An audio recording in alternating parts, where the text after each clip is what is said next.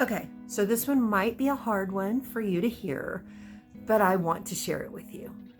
All right. There was this one time, and I was like 16.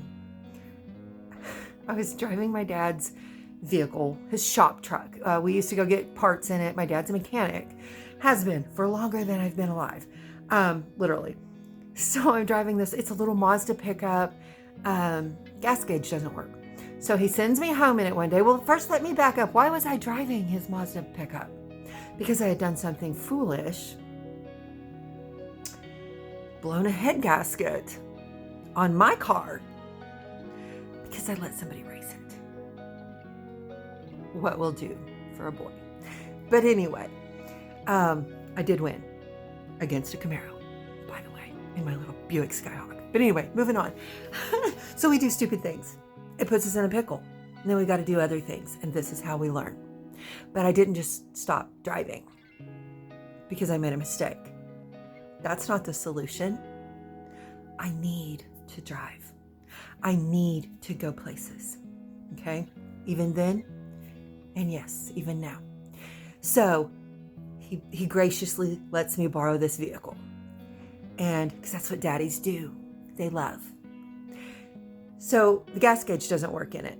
And he's like, okay, I don't want you to get stranded without gas. So I'm going to give you a little tank of gas. And of course, he's got everything. This is just, don't judge him. Okay. Stuff laying around the shop. He's like, I got this. Here's a jug of chainsaw gas. So I'm like, okay. He said, just in case of an emergency, throw this in the back. You'll have it. He opens it. He smells it and stuff and throws it in there or whatever. I'm like, all right. So I did it. I didn't fill it up. I don't know if I forgot. I didn't plan ahead. What happened? Again, I was 16. That's been a minute. So I'm beside the road. And I remember thinking, oh yeah, I've got gas. It's got to be out of gas. So it quits me. I get out there. Of course, I was ill prepared. I had no flashlight. I've got a lighter. And I'm like, oh, that would be dumb. Because I was not the person then that I am now. And that was all I had was a lighter. And I was like, you can't do that. This is gasoline. You're going to blow your face off. So I opened this thing. I kind of smelled it. I'm like, that's weird. Of course, I trusted my dad. I put this in the tank. Can't see it. Can't smell it. And I'm thinking, well, chainsaw gas is not very potent. And then I'm like rationalizing this in my mind. Well, maybe it's mixed with something, it's just not as, I don't know. But dad said, put it in there. I'm putting it in there. I put it in there. I get in, crank it up, truck starts, get home. Yay. Everything's good. I'm okay. Well, then a little while later, truck won't start. So chainsaw gas has went into the gas tank, raised the gas level enough that it operated and said chainsaw gas all through the whole system. Then when it won't start, it's because what had raised the level of the gasoline then started getting through the system, shut it down because a Mazda pickup, y'all, whether you think it's chainsaw gas or not, it'll run on chainsaw gas. Good to know, little mental note there. Not if the chainsaw gas is actually a jug of antifreeze. No wonder it didn't smell. How he made that mistake, was he having an off day? I don't know. But he said, Karen, don't you tell anybody this happened. And I was like, no. It's so funny, because how did that happen? This guy's a professional and he's my daddy, and I trusted him, and I still do. If he handed me a jug today, I'd put it in the truck and I would know that I'd be okay. So of course I'm telling it. Sorry, Dad. But it was a funny thing that happened.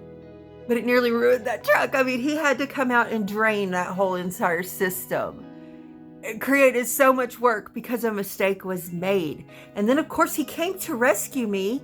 He made it better, salvaged his truck, and gave me something back to drive.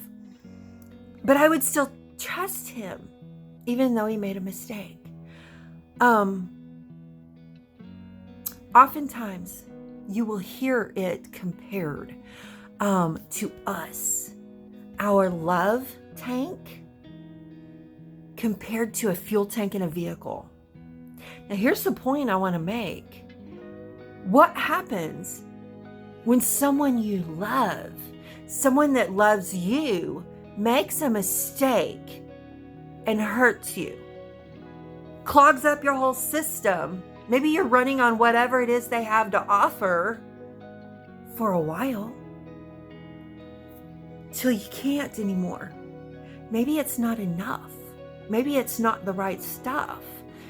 Maybe it was an accident, or maybe they weren't good for your system. But because one person hurts you, hurts your love flow, hurts you by putting something bad into your love tank, maybe they break you. Maybe they hurt you deeply.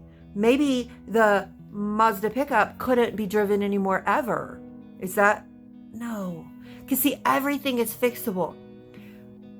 I could not just put more gasoline into this and try to fix it until the system was drained. We've got to do the healing that we need when we get bad gas. Okay? It's the same thing. When we get bad love, we've got to do the healing that is needed to get back to a place where our system will operate correctly. You see what I'm saying? We don't just stop putting fuel in the vehicle. Yet that's what we tend to do. I've been hurt. I'm building a wall. I don't want to love anymore. You're never going to get close to me because I can't trust anyone because I trusted them and they hurt me. Barriers, walls, protections.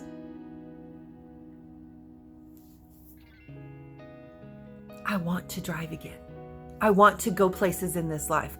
I don't want to be limited because at one point I got some bad gas. My heart is the same way, and so is yours, as that gas tank in that Mazda pickup. Yes, something bad could have happened. It did happen. I hear you. I get it. But you don't just shut off your fueling system. That Mazda pickup, it needs gas to operate. We as people, human beings, we are created by a God who is love. We are made in his image. You do need love to operate. Let's stop operating in this place of distrust and fear, never wanting to travel again because at one point on a journey, we got hurt.